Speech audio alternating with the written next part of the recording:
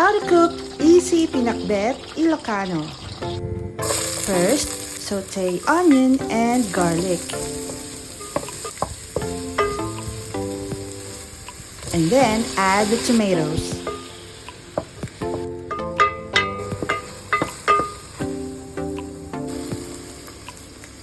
Next, add 4 tablespoons of Bagoong Isda.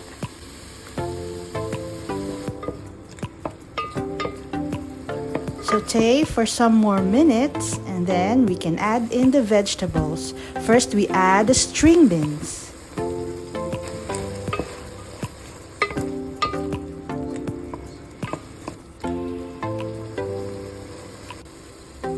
Next, the bitter melon.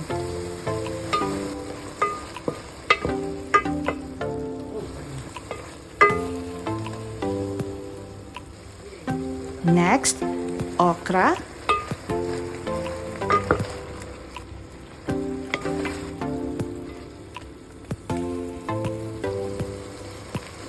And afterwards, the eggplant.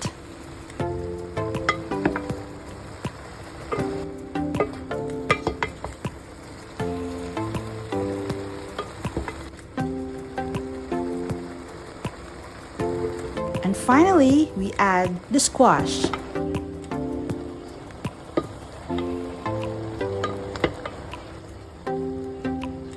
We mix them all together.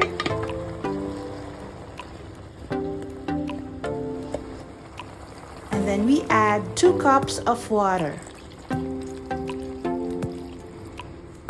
Cover and cook for 15 to 20 minutes.